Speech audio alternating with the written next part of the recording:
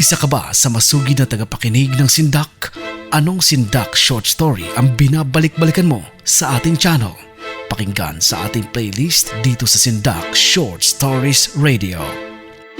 Ikaw ay nakikinig sa Sindak Short Stories Radio.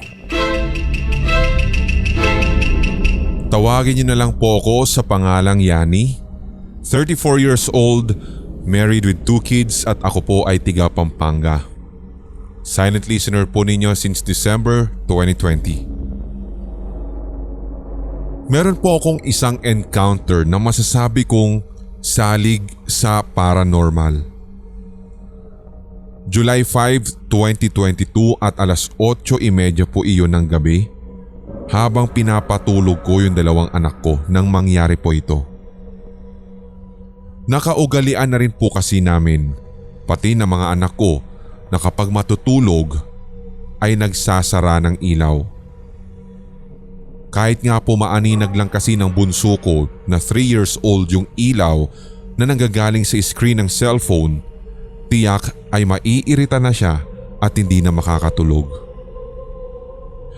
Ugali ko na rin po kasi, Sir Red, na makinig sa inyong podcast at sa mga tampok ninyong horror stories sa inyong mga channel habang pinapatulog ko ang aking mga anak.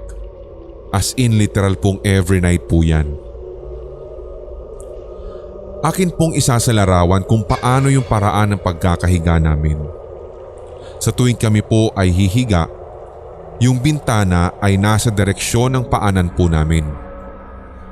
Garahe na rin po kasi yung nasa labas ng kwarto at nakapark doon yung kotse namin.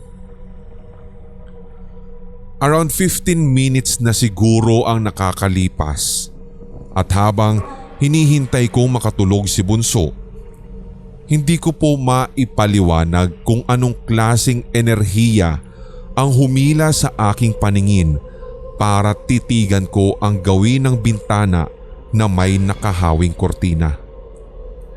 Jealousy type po kasi yung window namin sa kwarto at may katandaan na rin kasi yung tinitirhan naming 2-story na bahay.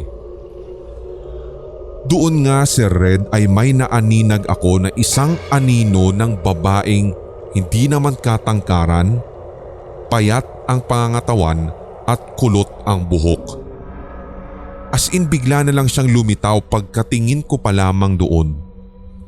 Nakatagilid lamang po siya at para nga siyang normal na tao kung maglakad, pero mabagal ang paggalaw.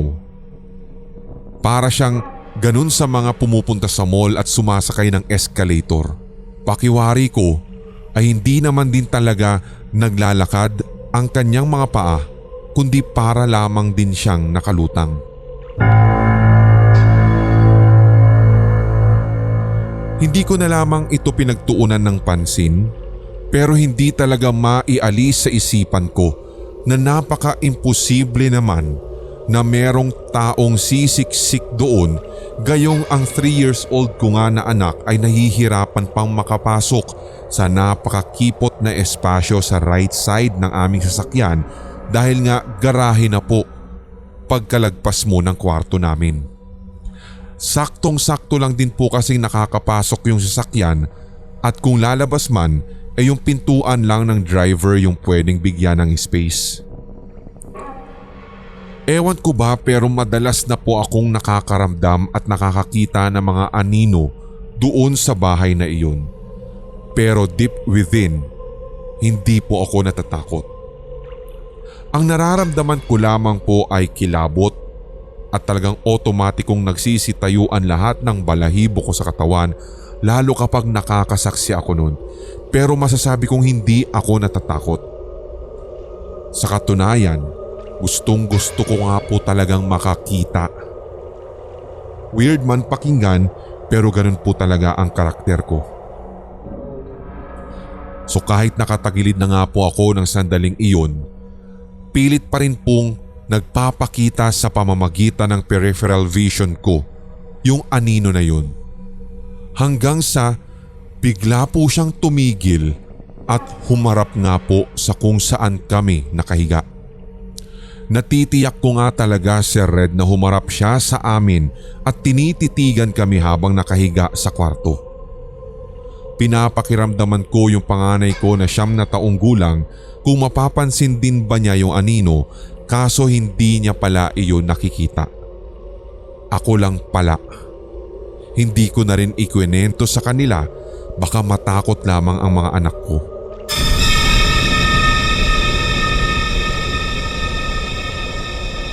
Madilim din kasi sa kwarto nung sandaling iyon at may konting liwanag na sumisilip galing po doon sa poste ng ilaw sa labas. Kaya nakikita ko yung anino na naroroon sa bintana. Parang 5 minuto na rin yung nakalipas nang siya ay naroroon sa posisyon at para bang inoobserbahan kami. Kaya nag-decide na rin ako na buksan ang bintana at bigla na lang pong nawala yung anino.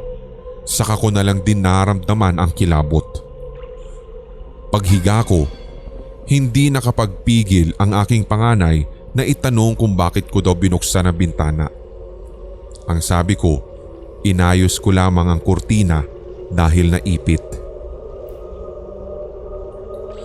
Dakong 12:00 na rin ng hating gabi, July 5, 2022. Lumabas ako ng aming kwarto para kumuha ng inumin sa fridge. Dinala ko yung phone ko dahil nakakonect ito sa Bluetooth earpiece ko. Pagdating ko sa kusina at akmang isi-switch on ang ilaw doon, nakita ko naman sa peripheral vision ko na may anino na naman sa bahaging iyon ng aming bahay. Sa pagkakataong ito, Sir Red, medyo may kalakihan yung bulto nito sa likod ko. Kaya napatingin ako bigla sa aking likuran pero bigla din pong naglaho ang anino na para bang inihipan na usok. Dahil doon ay napabalik talaga ako agad sa kwarto. Ngunit nang isasara ko na ang pintuan nito, hindi ko maisara. Akala ko ay meron lamang na mabigat na bagay o kaya kahit anumang humaharang sa pinto, kaya tinignan ko pero wala namang sagabal doon. Doon ako nagtaka.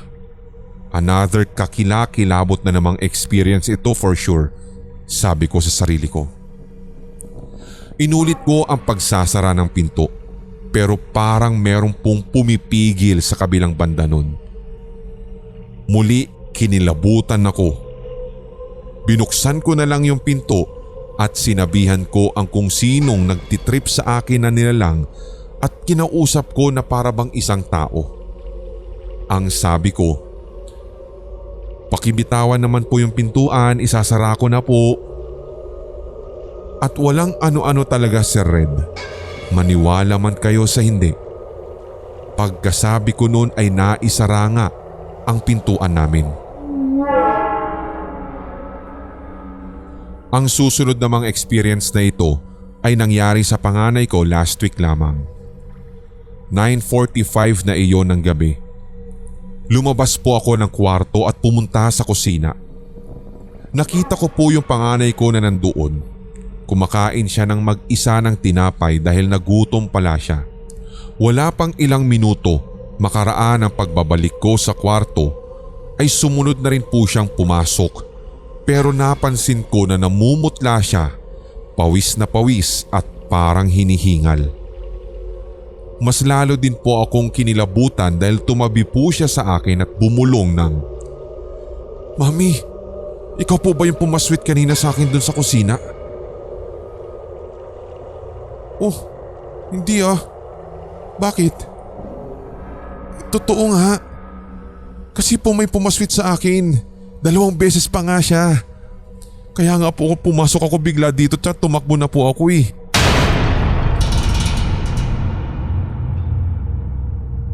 Sinabi ko na lamang sa aking panganay na baka ang nadinig niya ay yung ingay na nilikha ng plastic packaging ko na nahanginan sa workplace ko.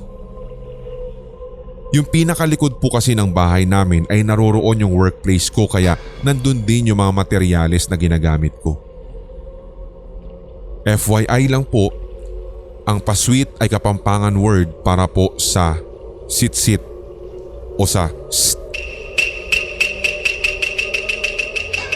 Ito naman pong pinakahuling karanasan ko ay recently din po nangyari. I don't know kung coincidence lamang ba talaga ang lahat, pero bigla pong nag-play yung aking Spotify sa podcast kahit hindi naman na ako nakikinig. Ang nangyari kasi noon, Sir Red, ay nagtatype ako at tinigil ko muna yung pakikinig dahil parang hindi ko po naiintindihan yung tinatype ko at hindi ako makafocus sa kwento ninyo na pinakikinggan ko noon. Hanggang sa bigla nga po akong nagulat sapagkat natinig ko na naman ang boses ninyo na otomatiko pong nag-play sa earpiece ko. Hanggang sa napagtanto ko nga na hindi ko pa pala na-stop yung pinakikinggan kong episode. Nang binalikan ko nga po at chinek yung phone ko, nakalagay lang naman sa notification ko na Spotify is trying to play. At inattach ko na rin po ang screenshot para ma-visualize po ninyo yung sinasabi ko. So pag-open ko nga po ng aking podcast, wala po talagang sign na nagpi-play talaga yun. Kasi ang pagkakaalam ko, kapag naka-open yung app at may nagpi-play doon na isang episode, makikita mo yung title nung piniplay mo. Pero talagang kinilabutan ako this time, Sir Red, dahil nagpi-play siya pero hindi po lumalabas kung ano yung titulo nun. Sa tagal ko na rin pong nakikinig doon sa podcast, ngayon lang po ako naka-encounter ng ganito. Mahirap ko man pong i-explain kung bakit o anong klase ang karanasan na ito, pero sana ay na-visualize din po ng inyong mga tigapakinig. Ang ginawa ko na lamang ay nirestart ko po yung phone ko para mag-restart din lahat ng apps kung sakaling nagkaroon man ito ng problema.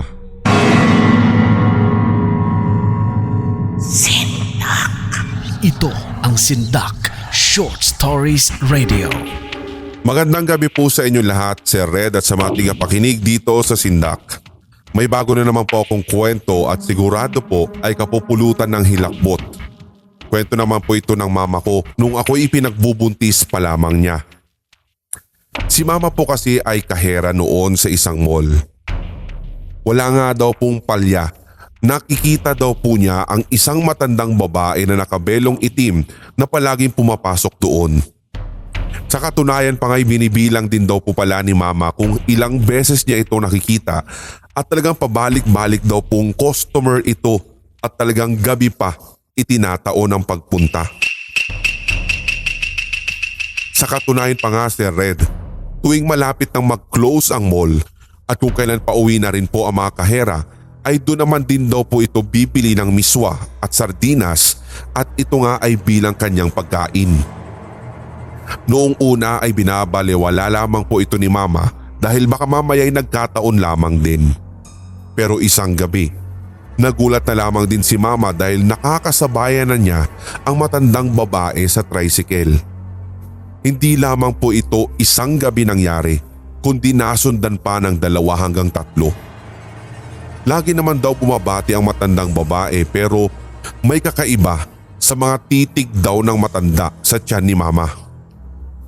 Makaraan nga ang isang araw, napagdesisyon na ni mama at ni papa na magdamit daw po ng kulay itim si mama at magsinturon na ng sibuyas ahos. Yun daw po ang ginawa ni mama at ang matandang babae simula noon ay hindi na daw sa counter niya nakikipila. Minsan nga daw po'y natsatsambahan pa sa tricycle, subalit tila ilag ito at sa susunod na daw po na tricycle ito sumasakay. Doon daw po nila napagtanto na hindi lamang siya basta-basta matandang babae, kundi isa siyang aswang. Isang gabi, nang naglalakad na rin daw pong pauwi si mama, napadaan siya sa isang madilim na bahagi ng daan nang bigla daw po niyang mapansin ng paggalaw ng mga dahon ng isang malaking puno ng mangga sa gilid. Wala naman daw pong kahangin-hangin ng gabing iyon kaya talagang nilamon ng pagtataka si mama. Sa katunayan po ay hindi naman talaga matatakutin si Mama sapagkat laking Bantayan Island siya at sa kanilang baryo nga ay palaging usap-usapan ng aswang kahit paano mga bata sila. Kumbaga mapupurga ka talaga sa usaping iyon. Nang gumalaw nga ang mga sanga at maging ang dahon ng punong manggang iyon, hinigpitan na lamang daw ni Mama ang hawak sa kanyang sinturong sibuyas. Kumalma ang punong mangga ng ilang saglit. Binilisan na rin ni Mama ang paglalakad dahil hindi na rin siya nagsayang ng pagkakataon. Nang makalapit na nga daw si Mama sa isang likuan na eskinita, napalundag pa atras dahil sa labis na sindak si Mama dahil bigla-biglang sumulpot daw doon ang isang malaking pusang itim. Hindi ordinaryo ang laki ng pusang iyon. Nakipagtitigan nga daw po ang pusa kay Mama at ilang sandali pa'y tumakbo ito sa isang bahagi ng daan at ito nga ay doon sa napakalaking puno ng nara. Pagkarating ni Mama sa bahay ay agad po niyang ikwento kay Papa ang nangyari. Dali-dali silang naglagay ng asin at sibuyas sa pinto maging sa kada sulok ng bintana ng bahay.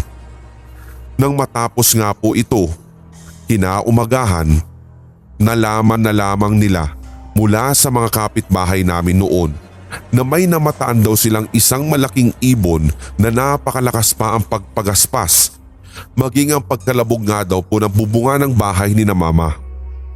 Nanlaki na lamang ang kanilang mga mata nang marinig ang balitang iyon ng kanilang kapitbahay sapagkat himbing na himbing ang tulog ni na Mama at Papa ng gabing iyon at nakatitiyak silang wala talaga silang narinig na kalabog sa bubungan. Dahil kung sakali nga daw, tiyak ay magigising naman sila. Pagkatapos ng pangyayaring iyon, tinawagan na ni Mama si Lolo na nasa Bantayan Island at ikwento rin ang buong pangyayari. Pinagsabihan si Mama na palaging magdala ng rosaryo at itim nga dapat ang magiging damit niya at huwag daw ding tanggalin ang sibuyas ahos sa bulsa niya. Yun daw ang katangi-tanging paraan para hindi makalapit ang aswang sa kanya. Maisundot ko lamang po, si Lolo ko po kasi ay 7 taon nang sumakabilang buhay. Si Lolo kasi ay isa sa mga maghahalad sa uma o ang ibig sabihin ay nag-aalay ng orasyon sa sakahan para sa mga engkanto, agta at iba pang lamang lupa para mas masagana ang ani. Malungkot nga pong isipin na siya na po ang kahuli-hulihang maghahalad at wala na pong iba pa ngayon sa aming lugar. Back to the story. Lumipas po ang mga araw. Sinunod nga ni Mama ang mga bili ni Lolo hanggang sa dumating po ang October 25, 1996 ng madaling araw. Habang nasa ICU na si Mama, nagulat din daw siya nang biglang i-approach siya ng nurse at sinabing may matandang babae daw na nakabelong itim na palabas-masok sa ospital ng sandaling iyon. Nagtatanong nga daw kung anong room si Mama. Tinanong pa nga daw si Mama ng nurse kung nanay daw ba niya ang matandang babae. Subalit agad niya pong ipinag-utos na wag papapasukin ng matandang iyon dahil hindi niya ito kaano-ano. Napakunot na lamang ang nurse sa mga salita ni Mama at napatanong tuloy. Pero biglang sumakit ang tiyan ni Mama at hindi na nasagot ang tanong ng nurse. Habang nasa operasyon nga ng pagdi-deliver, dito nga't namataan pa daw ni Mama ang mukha ng matanda mula sa isang siwang ng pader ng ospital. Napasigaw nga daw po si Mama ng ubod lakas at kasabay nga nun ay ang pag-iyak ng malusog na sanggol. Pagtingin nga daw pumuli ni Mama sa siwang ay wala na doon ang matanda. Doon na lamang po siya nakabuntong hininga at nakatulog na rin pagkatapos. Mga ilang minuto ang nakakaraan, nagising na rin daw po si Mama. Kalong-kalong niya akong malusog, cute at gwapo na anak. Napatingin si Mama at napatingin din siya kay Papa na nasa tabi na. Hanggang sa kinabukasan, nabalitaan na lamang daw po nila ang matandang babae daw ay galit na naglalakad palabas ng ospital. At mula nga noon ay hindi na muli pang nakita ang matanda kahit sa mall na pinagtatrabahuhan ni Mama. Yun lamang po ang kahihilakbutang kwento ni Mama sa akin. Sana nga po ay maibahagi din ito sa Hilakbot Pinoy Horror Stories The Podcast sa Spotify. May susunod din po akong kwento, Sir Red, tungkol naman sa aking lolo na maghahalad, kaya nabanggit ko po kanina. Akin po itong isisend sa sindakstories2008@gmail.com. Meron din po ako isang kwento tungkol din sa aking pinsan at ito nga ay ang kanyang karanasan ng siya ay muntikan ng kunin at kainin ng aswang sa mismong bahay nila nung siya ay 3 taong gulang pa lamang. Ito pong lahat ay nangyari sa Bantayan Island sa Cebu. You're tuned into Sindak Short Stories Radio. Pakitago na lang, Sir Red, ang aking pagkakakilanlan. Ang creepy experience ko pong ito ay nangyari noong ako ay college pa lamang, somewhere in Nueva Vizcaya. Ang pinapasukan ko pa nga po noon ay isa na sa mga masasabing pinakamatandang university sa Nueva Vizcaya. 4th year po ako nang makilala ko si Edward, isang nursing student na nag-aaral sa ibang school. Palangiti siya at cute kung ngumiti talaga dahil may dimple siya. Lagi ko nga po siya nakakasakayan sa jeep papasok ng school at kapag nagkakasabayan kami ay nginingitian niya ako. At first po, parang coincidence lamang siya na isang linggo and halos every other day kaming nagkakasabay. Pero nang may chance na makapag-usap kami, ang sabi niya ay inaabangan daw niya talaga ako. So dahil doon ay hindi ko naman din po maitago na kinilig ako. Cute kasi talaga si Edward. Pero hindi ko rin po talaga maitago ang pakiramdam na parang may something eerie sa aura niya. Kung tutuusin, dinesregard ko yung feeling na iyon. Mas pinangingibabawan kasi ako ng kilig ko nung time na yun. Hanggang sa ilang linggo, he asked me out for a dinner. At nag-agree naman ako. Nagkasundo kami na sa harap ng school ko, doon kami makikita after ng business law subject ko na matatapos ng 7:00 ng gabi. Sakto naman yun dahil gutom na rin ako. So nung natapos yung klase ko at papalabas na sa gate, nakita ko siya na nakatayo at inaabangan ako sa tapat ng gate 3. Tahimik at nakatingin lamang sa akin. So ako na ang lumapit at pumara ng tricycle. Tinanong ko siya kung saan kami magdi-dinner pero wala pa rin siyang kibo. Tumingin lang siya at matipid na ngumiti at sa likod ng driver pa nga siya pumesto ng upo at ako naman ang nasa loob ng tricycle. Para sa akin ay ang weirdo nun kasi diba usually kapag date dapat magkatabi kayo at nag-uusap. Pero dinedma ko na lang nung time na iyon. Since parang wala siya sa mood magsalita, ako na po yung kumausap sa driver kung saan kami ihahatid. Bababa na sana ako sa tricycle nang pigilan ako ng driver at sabi niya, "Miss, kung ako sa'yo, sa ibang lugar kita ihahatid at huwag ka na munang uuwi sa inyo." Nagtaka ako at biglang natakot kaya nilingon ko si Edward. Pero katakatakang wala siya doon sa likod ng driver. Ang sabi ng driver, kanina pa daw ako nagsasalitang mag-isa at wala naman daw kasi akong kasama. Pero kasi nilingon niya ang side mirror niya at nakita niya sa likod ng isang lalaking purong itim ang mata.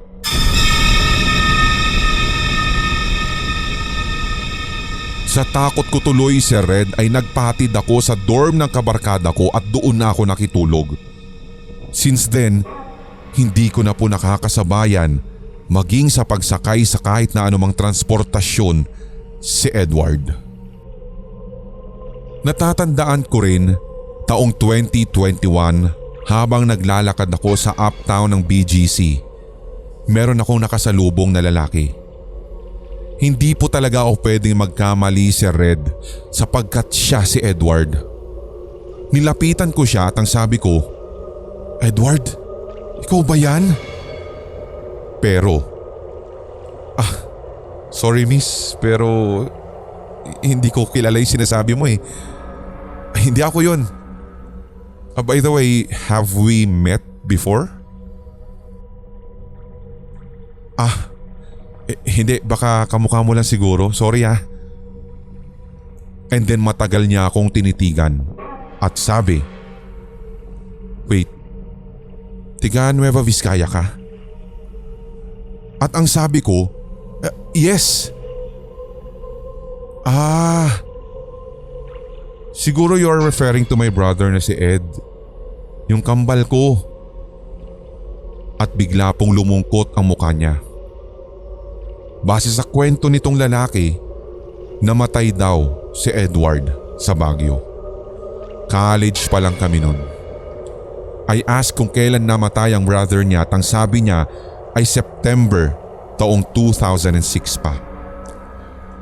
Kinilabutan talaga ako, Sir Red, sapagkat nakilala ko si Edward September of 2007. Sinabi ko kay Edmond kung papaano ko nakilala ang brother niya at ang sabi naman niya sa akin, marahil matagal na rin akong nakikita ng kapatid daw niya at wala lang chance na kausapin ako. Till now ay hindi ako makapaniwala at sobra ding nalulungkot at the same time. Pero at least may closure nga ang pag-ghosting niya sa akin ng literal.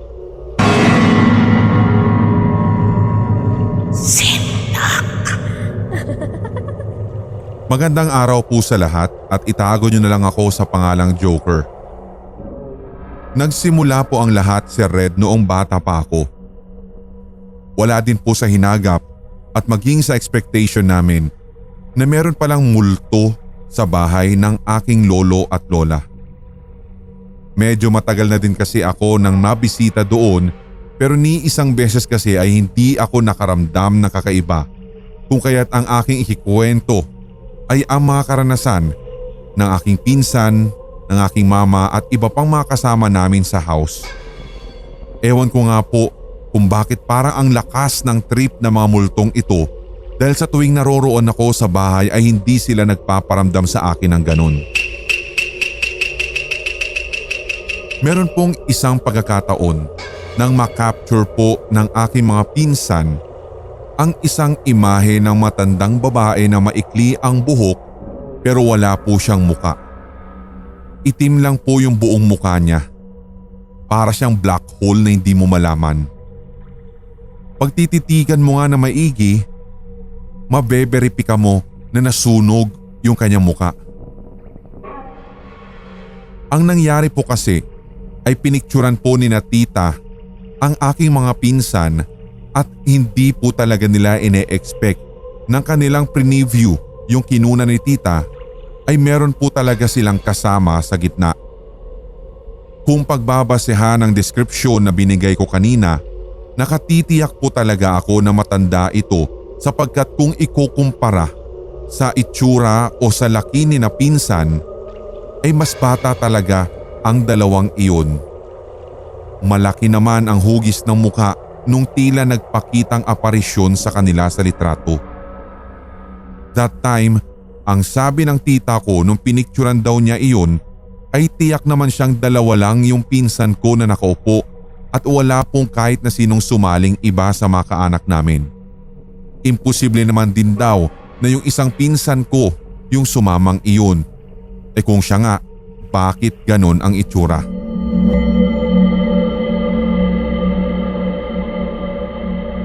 Natatandaan ko rin yung kapitbahay namin sa same area doon sa bahay ng mga lolo at lola ko dahil pauwi na daw siya galing ng bayan at ang sabi nung napalapit na nga po siya sa barangay hall, bigla daw bumigat yung balikat niya na parang merong pumasan o umakbay daw sa kanya. Naramdaman din daw po niya na may kabigatan din ang kanyang batok nung time na iyon. Yung sa gawin ng barangay hall kasi, Sir Red, ay madilim talaga at sadyang masukal noon sapagkat wala pa at hindi pa nga naitatayo yung kasalukuyang hardware doon. Nung una, hindi naman po kami naniniwala sa kanya kasi baka mamaya ay dulot lamang ng pagod sa paglalakad pauwi ang kanyang naramdaman. Hanggang sa nakisali na rin po yung isang kapitbahay namin at siya nga po ang nagkumpirma na nung naglalakad daw yung isa pang kapitbahay namin na nakaramdam ng konting bigat sa balikat na animoy may nakapasan nga. Doon daw niya nakita ang parang bulto ng tao pero para itong anino. Totoong nakaakbay daw sa kanya.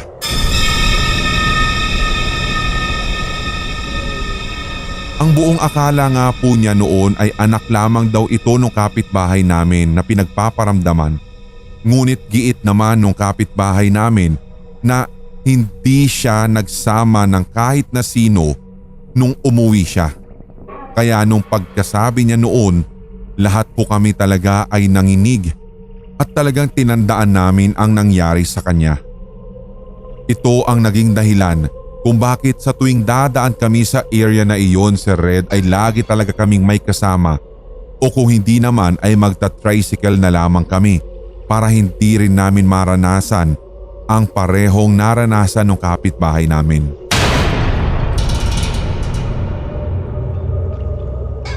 Itong kwentong aking pinakahuling ibabahagi ay nangyari lamang po last year. Isang gabi po noon at tulog na rin lahat ng mga tao sa bahay. And I think around 12 to 2 a.m. na po nang mangyari ito. Narinig na lamang po namin na biglang kumalabog yung gate sa likod ng bahay at nagising nga yung isa kong lola para i-check ito. Pagbalik ni lola, matapos niyang tingnan kung ano yung nag-ingay, bigla naman daw siyang may nadinig na umiyak ng sobrang lakas sa harap ng bahay na malapit mismo sa kalsada. Nagising tuloy ang lahat at sinubukan nilang tignan kung sino iyon at nakita daw nila na may isang babae sa loob ng tricycle sa gawin ng garahe ng bahay at ito ay umiiyak ng pagkalakas-lakas at hindi talaga ordinaryo. Sigurado kung kayo ang makakarinig nito, makikripihan talaga kayo. Tumagal daw ito ng kalahating oras bago tuluyang mawala. Hindi sila nakarinig ng pagbukas ng gate o lumabas yung babae na nasa garahe dahil nung tumigil daw ito, agad daw nila itong sinilip ngunit hindi na nila ito nasumpungan. After po noon, Sir Red, isa-isa na rin po silang nagsipasukan sa kani-kanilang kwarto. Pero napansin nila na may kulay puti daw na dumaan papunta sa likod ng bahay na para bang lumabas at tumagos mula sa gate. Simula nang nagkasunod-sunod na yung mga kwentong kababalaghan sa bahay ni na lolo at lola, hindi na rin po ako nagbalak na matulog pa doon. Ayaw na ayaw ko kasi na makaranas ng ganun. Ito ang Sindak Short Stories Radio. Isang mapagpalang araw po sa lahat ng mga tigapakinig, lalong-lalo na sa bumubuo ng HTV Sindak. Ang aking ikikwento po ay hango sa aking napanaginipan na para sa akin ay napaka-weirdo. Actually nitong March lamang po ito nangyari. Kaya kung halimbawa man meron po makakaintindi o makaka-interpret ng aking napanaginipan, sana po'y matulungan din po ninyo akong hanapan ng kasagutan nito. Sa aking panaginip kasi, sinamahan daw namin yung kapatid ko sa school na grade 7 pa lang. Nagpunta kami sa faculty and at first ay masaya naman talaga. Naabutan pa nga namin halos lahat ng mga guro doon na kumakanta ng Huling El Bimbo at nagtaka ako kasi nakita ko si tatay na nakikikanta rin. Actually nagvi-video pa nga sila kasi talagang parang ang chill-chill lang ng ambience. Tapos bigla-bigla po nagbago ang buong paligid. Hindi ko na po alam kung saan napunta si Papa pero nasa faculty room pa rin po yung setting namin. Nagtaka nga din ako dahil bigla pong nawala yung mga guro na kumakanta kanina at kaming dalawa na lang ni Mami ang naiwan. Ang sabi ni Mami sa akin, "Tingnan mo nga yung likod ko. Parang may mga gasgas tapos nagbabalat." Parang galis na atay nasa likod ko eh. Nangangati. Tas ang hapdi. Yun po ang sinabi niya sa akin. Tinignan ko naman pero wala po. Hanggang sa bigla na naman nagpalit ang setting. Sa pagkakataong ito, nawala na si Mami sa aking tabi. Tapos bigla na namang nandoon ang mga teachers. Nagpaalam na ako na umuwi kasi nga magagabi na rin noon. Tapos may nakita akong isang motor na sumundo sa akin.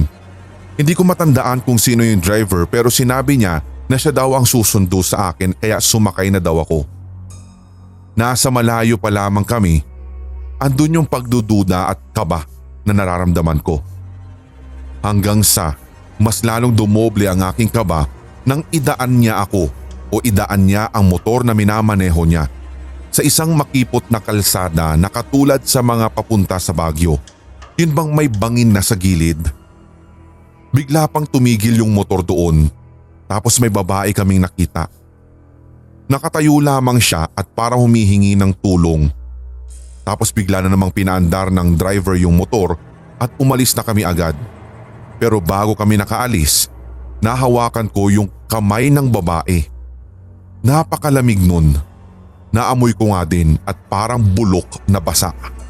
Para nga siyang patay na matagal nang nakalublob sa tubig. Tapos bigla nang binilisan ng driver ng motor yung pagpapatakbo. Tapos tuloy-tuloy na kami. Yung bahay pala namin ay nasa likod ng tindahan namin at tabing highway. Kaya pag hinto mo, karinderya agad ang bubungad sa iyo. Sa panaginip ko nga din na iyon, Sir Red, ay gabi na nung makarating daw kami nung lalaki. Pagpasok ko nga ng tindahan namin o ng karinderya, agad ay hinanap ko sina Mami pero walang tao doon. Hinalughog ko yung buong bahay pero walang katao-tao. Sa may kusina namin sa tindahan o sa karinderya, doon ay may nasumpungan akong isang drum na kulay itim at malaki. Yung parang mga imbakan ng tubig. Bigla po doon ay may lumabas na babae.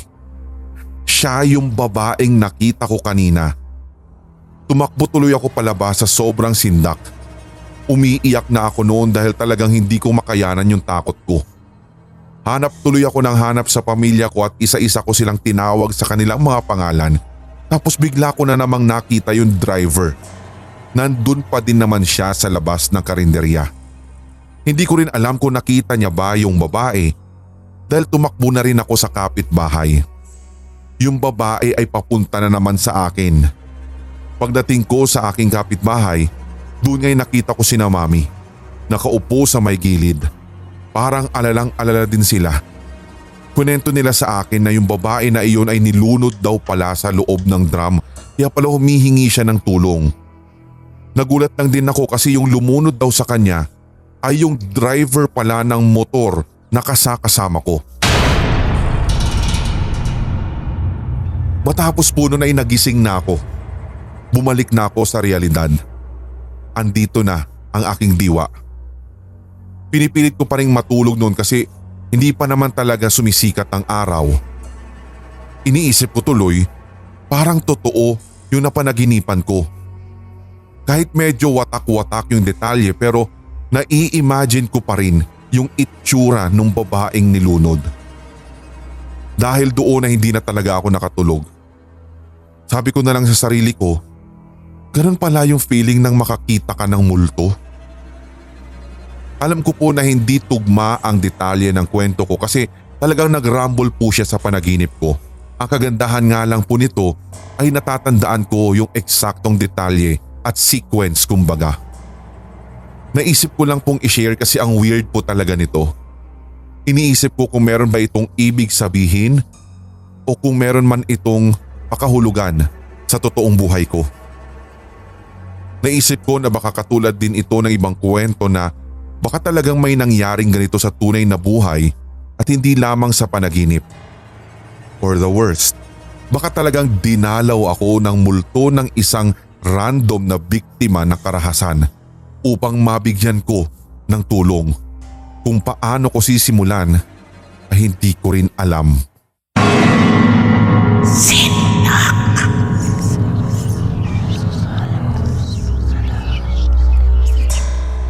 Magandang gabi po sa lahat.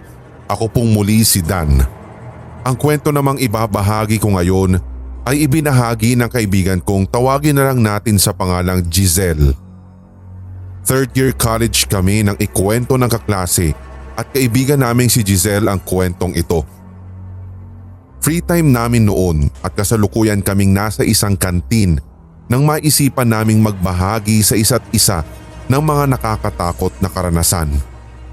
Siyempre, mga tipikal na multo stories, mga pagpaparamdam, third eye at kung ano-ano pa yung napuntahan naming mga kwento. May nakakatakot, may sakto lang at meron ding kakaiba.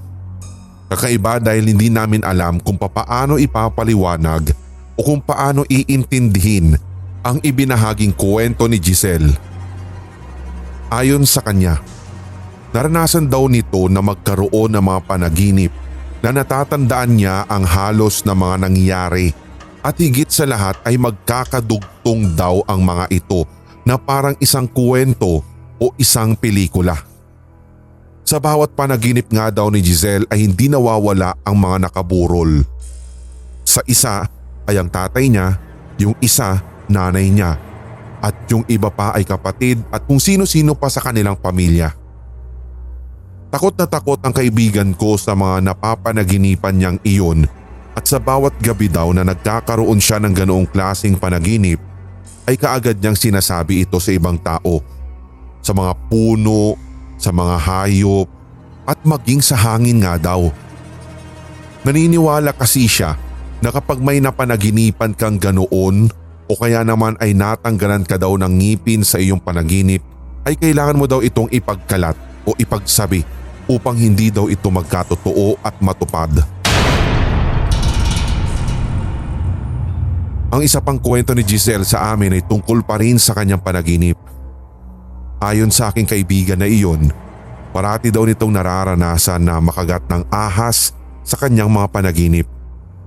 Hindi naman nakikita ng babae na namamatay siya sa mga ito pero para rin daw itong totoo at ang takot na ibinigay nito sa kanya ay dala-dala niya hanggang sa kanyang paggising.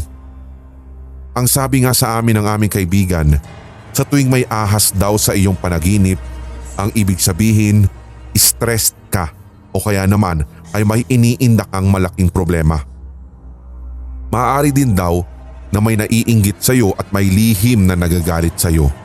Kapag ikaw naman daw ay natuklaw ng ahas sa iyong panaginip, nangangahulugan daw ito na may hindi magandang bagay kang malalaman o kaya naman ay may gustong manakit sa iyo. Pasensya na po kung medyo may kaiklian ang kwentong ito. Ninais ko lamang pong ihayag ito sa inyo dahil gusto ko pong ipabatid na totoo man o hindi ang mga sabi-sabi patungkol sa ating mga panaginip, mas mainam pa rin na mag-ingat tayo sa lahat ng ating mga karanasan. Kinikilabutan ka na ba? Mas lalamunin ka ng hilakbot sa tuloy-tuloy na kwentuhan dito sa Sindak Short Stories Radio.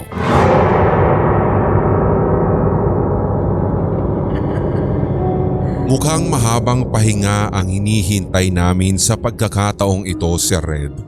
Kung kaya't nagkaroon na rin po ako ng pagkakataon na isulat ang kwentong ito.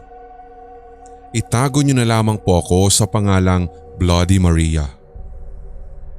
Ang kwentong ito ay related po sa life after death. Noong elementarya ko po, aktibo talaga kami sa simbahan at halos linggo-linggo ay nag-a-attend kami ng katekismo sa isang kumbento ng mga madre matapos ang misa kada umaga.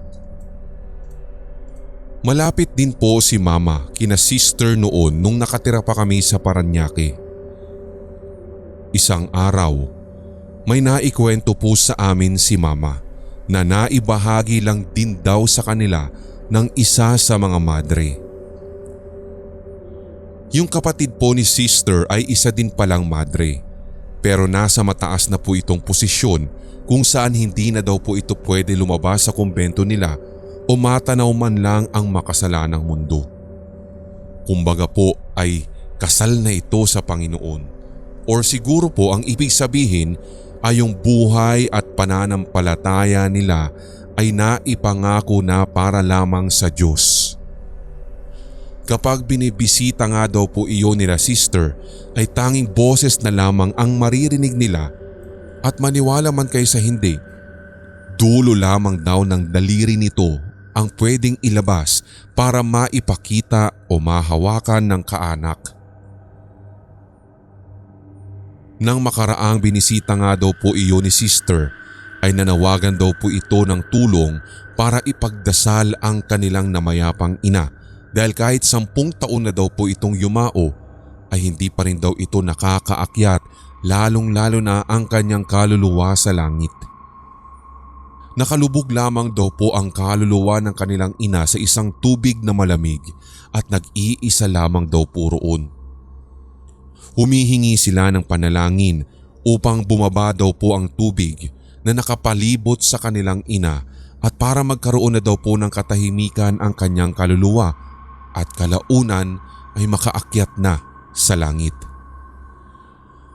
Ang hinihingi po ng kapatid nila ay patuloy na panalangin para sa mga nagawang kasalanan ng nanay nila noong ito ay nabubuhay pa. Naikwento nga po ni sister kay mama na noong nabubuhay pa ang kanilang ina ay nagawa din daw kasi nito na magpalaglag ng sanggol sa sinapupunan. Hindi naman din po lingid sa kaalaman na isa ito sa pinakamabibigat na kasalanan na dadalhin ng kaparusahan kahit hanggang sa kamatayan. Meron din daw pong kasalanan ang kanilang ina na talagang humantong pa daw po sa punto na life or death situation, kung saan ang katawan daw po nito ay halos ilang araw nang wala ng buhay.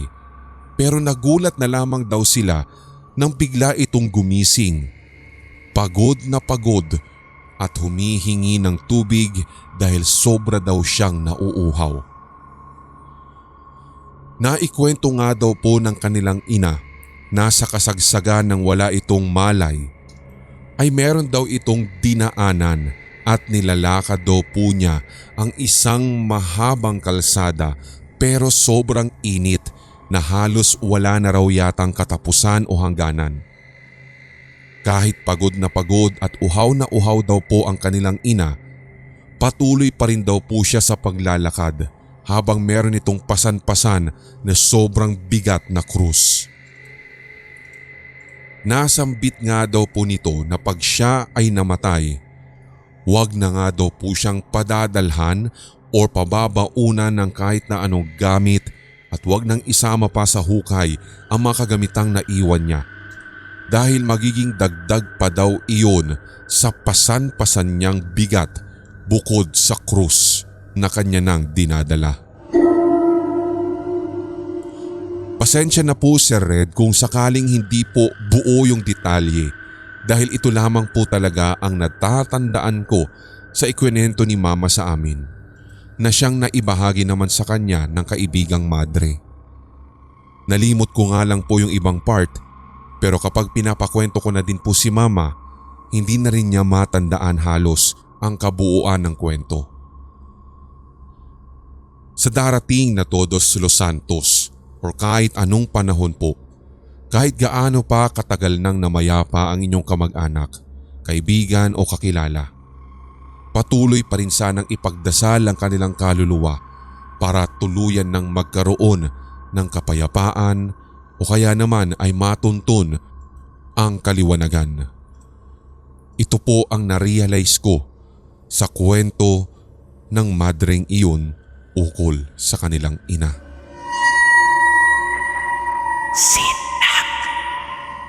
Magandang araw po sa lahat ng inyong mga solid na Sindak Short Stories listener. Ako po si Sarah, isang OFW at kasalukuyang nagtatrabaho dito sa Spain. Nais ko lamang pong ibahagi sa inyo ang ilan sa mga experiences ko nung college pa lamang ako sa probinsya po ng Leyte. Huwag niyo na lamang pong i-mention ang university namin. Itong university naming ito ay meron pong tinatawag na upper campus. na kung saan college ang mga naroroon. May Mountain View pa nga at ang lower campus naman ay para sa mga high school at elementarya. Doon din po ay may matatagpuan kang dormitoryo at walking distance lamang po ito sa beach. Makikita mo na nga din po ang Camotes Island ng Cebu. Sem break po noon at kakaunti na lamang ang mga estudyante na natitira sa lower campus kung saan naroroon din po malapit ang dormitoryo. Bandang 8:00 ito ng gabi nang magkayayaan kaming magdo-dormmate na magpunta sa beach at magpicture lamang po gamit ang aming cellphone. So natuloy ito at 5 po kaming nagtungo doon. Marami po kasi mga puno sa gilid ng dagat na pwedeng akyatin. So sinabi ko sa mga kasama ko na akyat na lamang sila sa puno at pipicturan ko sila. Kahit wala naman po kasing flash ang cellphone ko noon, okay lamang po sapagkat maganda din yung tumatamang daylight. Hanggang sa bigla-bigla, rumihistro po sa mga nakunan ko ang hindi ko maipaliwanag na figura. Nakatitiyak ako na may iba silang kasama. Sa pakiwari ko nga, Sir Red, upon checking doon sa kuha ng picture, maliliit yung mga ulo. Ang liwanag po nung kuha ng mga iyon at kitang-kita ko talaga na para silang nang aasar sa pagngiti sa kamera. Ang iba pa nga pong maliliit na nakunan ko ay parang nakapatong pa nga sa balikat ng mga kadormate ko. Yung iba ay nakakapit sa braso samantalang yung mga kaibigan ko ay madidilim ang kanilang muka sa kuha. Doon ako nagtataka sapagkat yung liwanag po ng araw ng oras na iyon ay tumatama na sa direksyon nila. Kaya bakit madidilim ang kanilang muka at mas klaro na nakikita yung mga maliliit na ulo na kasama nila? Nang ipinakita ko nga sa kanila ang mga nakunan kong larawan na noong una ay tinatawanan lamang nila sa pag-aakala na ako'y nagtitrip lamang, zoom ko pa at doon nga nila nakita ang mga sinasabi ko. Nang hilakbot po kaming lahat kaya sabay-sabay kaming nagtakbuhan at nagsisigawan pa habang papauwi sa dorm. Pagkarating po namin doon, agad din namin pong ipinakita sa aming advisor yung mga nakunan namin. Maging siya nga, Sir Red, magkaiba man kami ng relihiyon, ay natakot nang makita at ma-zoom ko yung mga nakunan sa picture na sobrang liliit na mga ulo na nakangiti pa. Dahil sa insidenteng ito at sa katatakotang karanasan na ito, never na rin po talaga kaming nagtungo sa beach lalo kapag magdadapit hapon.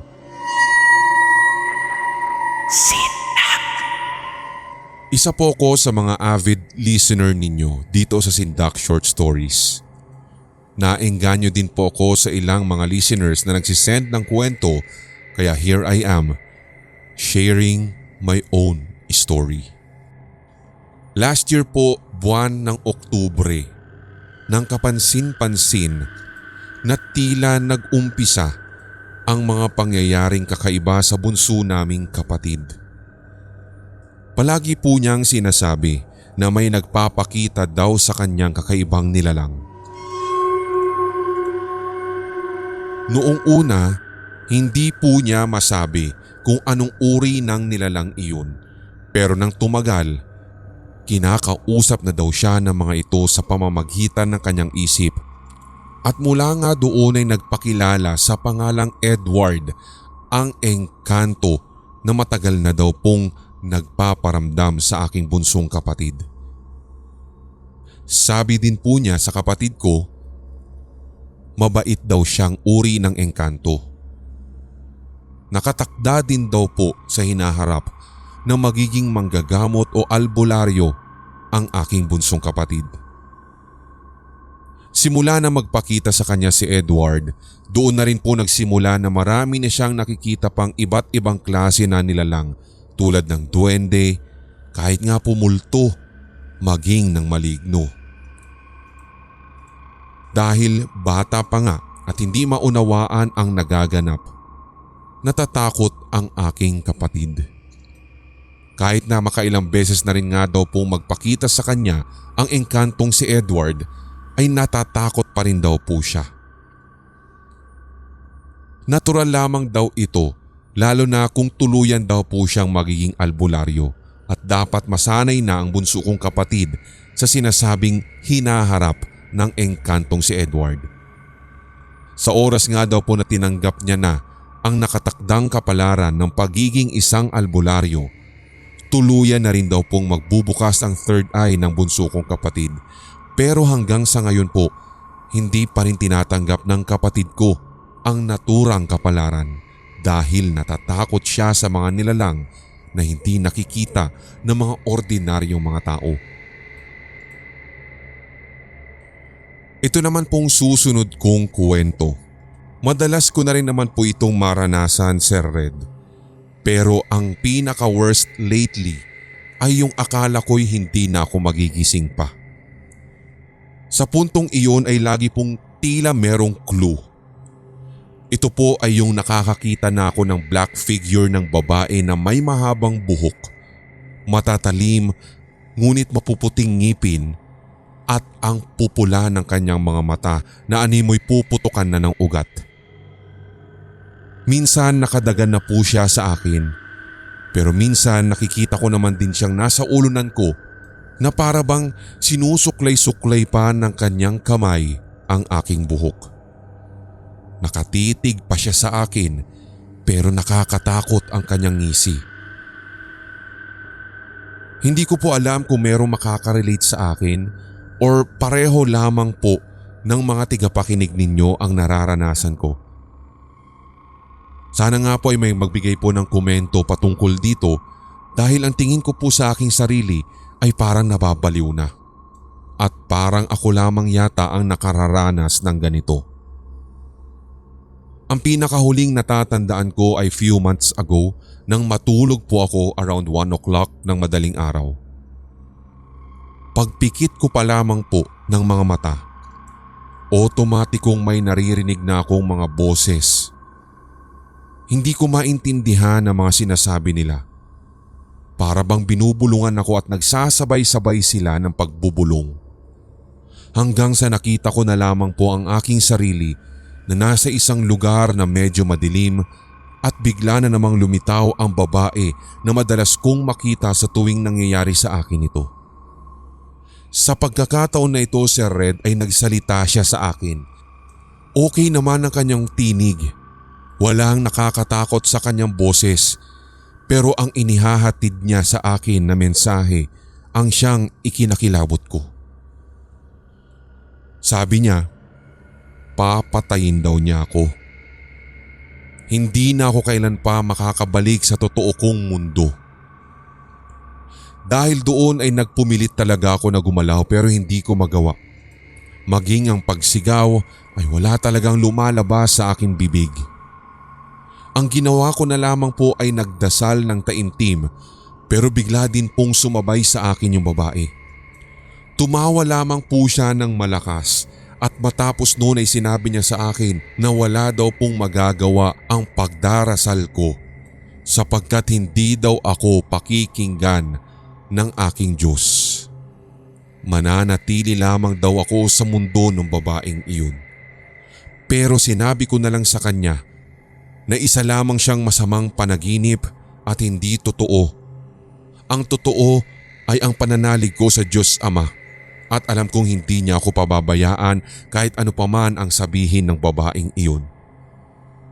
Nagalit siya sa akin at tinakpan niya ang bibig ko hanggang sa naramdaman ko nang nahihirapan na akong huminga.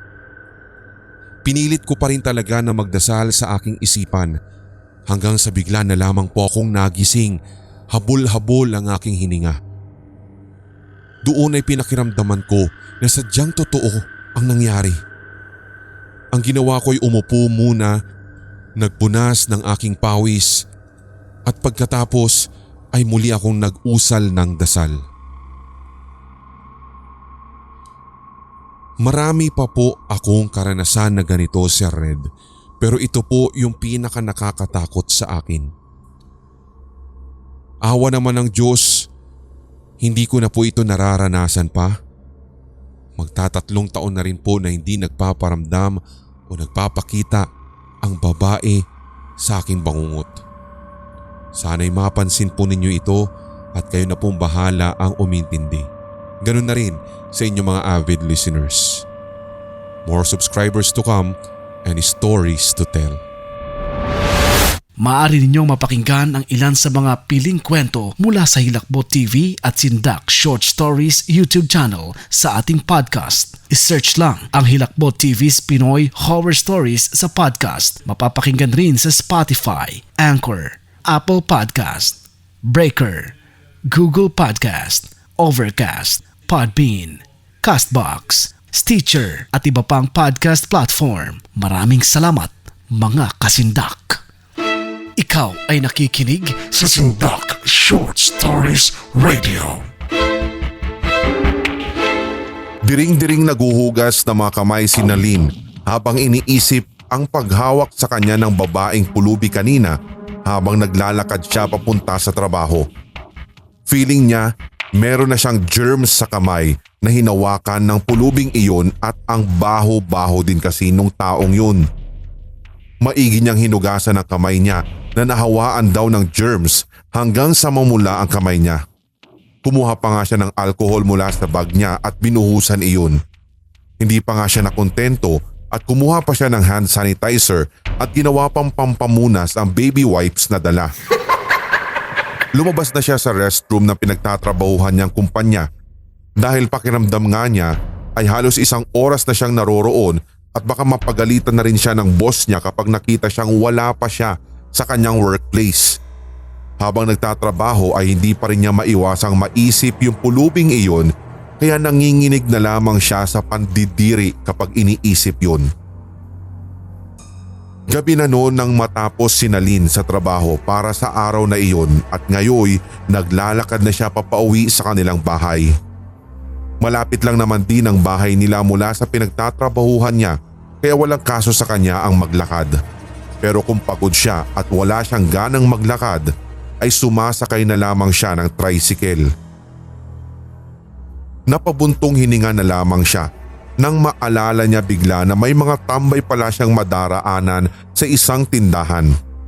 Palagi kasing nakatambay ang grupo ng mga lalaki doon na walang ibang ginawa kundi uminom ng alak o di kaya'y manigarilyo tuwing gabi at isa iyon sa mga pinakaayaw niya. Ayaw na ayaw niya talaga ang baho ng mga ito, lalo na sa matapang na baho ng sigarilyo at alak na kumakapit sa mga katawan nito. Wala naman siyang ibang pagpipilian na daraanan papunta sa bahay nila kundi doon lamang kaya hindi niya maiwasang mainis sa tuwing dumaraan siya doon. Malapit na nga siya sa tindahan at tanaw na agad niya ang mga grupo ng mga lalaki na nag-iinuman na naman at talagang usok kung usok ang sigarilyo. Para bang may tagisan doon ng usok ng sigarilyo. Ang iba, mga binata pero mukhang pariwara na sa buhay habang ang iba naman ay may katandaan na pero mas lamang ang mga binatang lalaki sa grupo. Bibilisan na lang sana niya ang paglalakad niya para agad silang malagpasan nang bigla siyang mapansin ni Joey. Isa sa mga lalaking tumatambay doon na may gusto din sa kanya. Uy, ang aking bebe loves Nalin. Agad siyang naparolyo ng mga mata nung tinawag siya nito. Nanginig pa siya sa pandidiri nung binigyan na naman siya ng bagong pantawag sa kanya na nakadagdag pa sa pandidiri niya sa magaspang nitong boses at sa pagiging lasinggero nito. Nagpatuloy lamang siya sa paglalakad ni hindi man lang niya tinapunan ng tingin si Joey.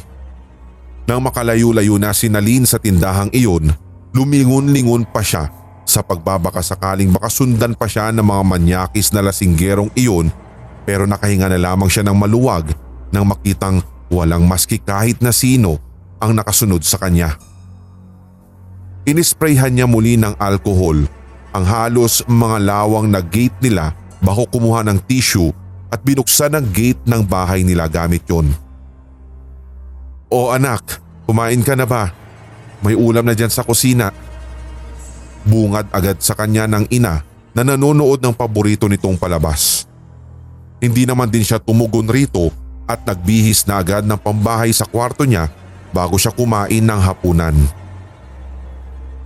Kinabukasan, nalaman na lamang ni Nalin sa radyo na isasarado muna ang tubig sa lugar nila dahil may komplikasyon daw sa mga tubo. Agad naman siyang nainis sa narinig na balita dahil hindi siya makaligo para sa araw na yon. Siguradong babaho siya at madali siyang manlalagkit kapag hindi siya nakaligo at yun ang isa pa sa ayaw niya. Ika nga niya, bahala nang mawala ng kuryente, wag lang ng tubig. Inis na inis si Nalin na pumunta sa kusina at tinignan ng 3 galon ng tubig para pang inom nila at panghugas ng pinggan lamang. Binilinan pa ng kanyang ina silang magkapatid na huwag gagamitin iyon na pangligo dahil iyon lamang ang malinis na tubig nila para sa araw na yon. At kung gusto daw nilang maligo, kailangan nilang mag-igib sa tubo para dito kumuha ng tubig na gagamitin nila. Pero tinatamad siyang kumuha ng tubig doon at isa pa ay hindi naman talaga malinis ang tubig na nagmumula sa tubo na naroroon dahil kulay brown na ito. Parang may halo na nga daw na kalawang. Kaya kahit hindi na tamang gamitin niya ang mga galon ng tubig na iyon, ay pinagpilitan niya talagang ipaligo sa kanyang sarili ang tubig na sana'y hindi pampaligo. Kumuha siya ng 2 galon at ibinuhos iyon sa isang malaking balde. Pasikreto niya iyong ginawa para hindi maghinala sa kanya ang mga kapatid at maging ang ina. Nang matapos siya sa pagliligo, pinagkasya na lamang niya ang isang balde ng tubig para ipanligo kahit na pakiramdam niya ay kulang pa yun. Pero at least nakaligo na siya kesa sa wala. Tila nabawasan ng konti ang inis na nadarama ni Nalin kanina pagkatapos niyang maligo. Kaya nakangiti siyang nagtatrabaho nung araw na iyon hanggang sa magtapos ang isa na namang araw. Naglalakad siya papauwi sa bahay niya nang mapansin niyang may grupo ng mga binatang kalalakihan na nasa kanyang daraanan na naman. Akala niya nasa gilid ng tindahan lamang ni Aling Pasing ulit ito nakatambay sa gabing iyon pero nagkamali siya. Hindi sila umiinom na inaasahan na ni Nalin ay sa halip ang mga ito'y nakatayo lamang na tila parang may hinihintay.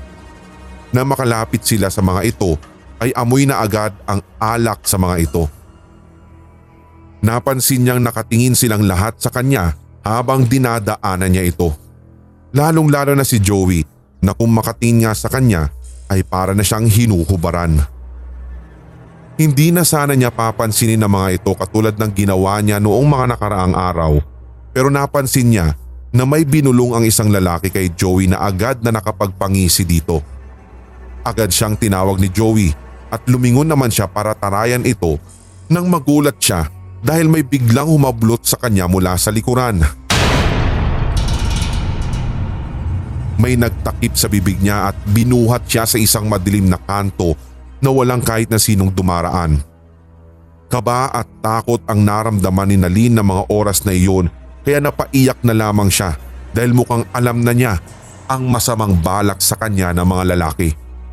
Parang mga asong ulol ang mga kalalakihan na iyon nang mailapag siya sa isang nakakadiring sahig na parang meron pang mga dura at dumi ng mga pusa, daga at aso. Agad na pinunit ng isa sa kanila ang suot niyang damit na pang-itaas at akmang didilaan na sana nito ang katawan niya nang pigilan siya ni Joey na tila leader ng mga ito. Agad namang naintindihan ng lalaking muntik ng dumila sa kanya at mas lalong trumiple ang kaba at takot ni Nalin nung pumalit sa pwesto nito si Joey na ngayon nakapaibabaw na sa kanya. Nagpumiglas siya nang inilapit nito ang kanyang muka.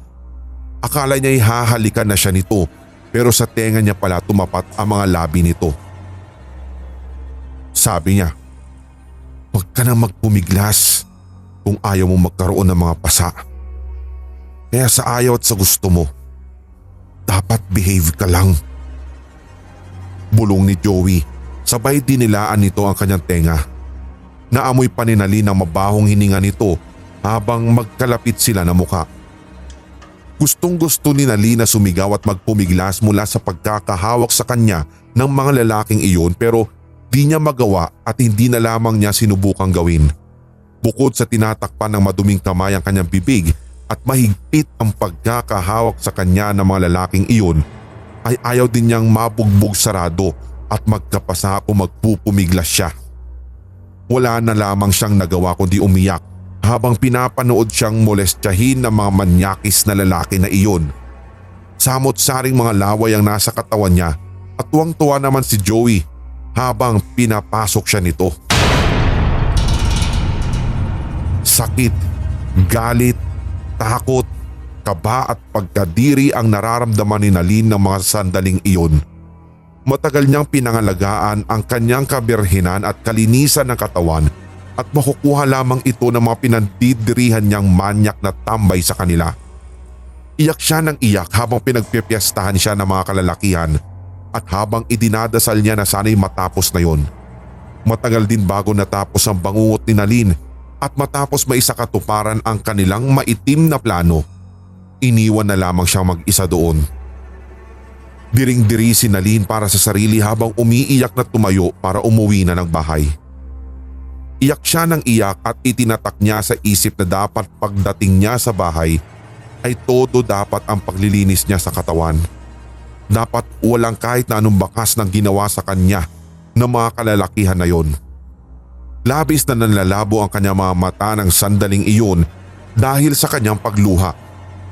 Hindi niya tuloy na malayan na mabahong kanal na pala ang dinaraanan. Kaya agad siyang nahulog at napasalampak sa mabahong kanal. Napasigaw na lamang siya dahil sa pandidiri dahil balot na siya ng malapot na itim na kanal sa buong katawan maski sa kanyang muka. Nanunuot sa kanyang ilong ang masangsang na amoy ng kanal na bumabalot sa kanyang katawan ngayon. Nag-iiyak siyang umalis mula sa kanal at tumakbo pa uwi ng bahay. Nagulat pa siya nang di sinasadyang mabuhusan pa siya ng tubig na may mga tirang pagkain at malagkit na kanin mula sa itaas ng isang apartment building. Dahil dito ay mas lalo siyang napasigaw sa pandidiri at dali-daling tumakbo ulit papauwi. Nang makauwi siya ay halos magkanda-ugaga niyang buksan ang gripo sa kusina pero wala pang lumalabas na tubig doon. Halos madulas naman siya papunta ng CR dahil hindi gumagana ang gripo sa kusina. Lahat ng gripo o kahit ang shower man lang nila sa CR ay walang katulo-tulo. Dahil doon ay parang nawala na sa pag-iisip si Nalin at napasigaw na lamang siya nang maalalang wala nga pala talagang tubig. Napatigil na lamang siya sa kakasigaw nang makita ang isang kutsilyo sa isang lalagyan na ginagamit ng kanyang ina bilang pangkiskis sa mga namumuong anay sa loob ng CR nila. Unti-unting kumurba ang labi ni Nalin hanggang sa napatawa na lamang siya na parang baliw nang mahawakan ang kutsilyo na yun. Nanlilisik ang kanyang mga mata. Idinampi niya ang talim nito sa kanyang maduming braso hanggang sa marahas niyang binalatan ang kanyang braso gamit ang kutsilyong iyon. Tawa naman siya ng tawa habang ipinagpapatuloy niyang binabalatan ang lahat sa kanyang katawan. Wala siyang iniwang kahit na anong parte ng katawan basta matanggal lang ang dumi sa kanyang katawan. Nagtatalsikan pa masaganang pulang likid doon ni Nalin sa mga pader ng CR habang ang ilan naman ay malayang umaagos na parang tubig mula sa kanyang katawan. Kinaumagahan, nagimbal at napasigaw na lamang ang ina ni Nalin nang makita ang anak sa loob ng CR nila. Duguan, maraming balat na nakakalat sa sahig at siguradong babaliktad talaga ang sikmura mo pag nakita mo ang wala ng buhay nitong katawan. Ang mas nakapanghihilakbot pa rito ay nakangiti ito at may sulat pa sa salamin gamit ang sariling dugo at ang sabi, "Malinis na ako." Ikaw ay nakikinig sa Sindak Short Stories Radio.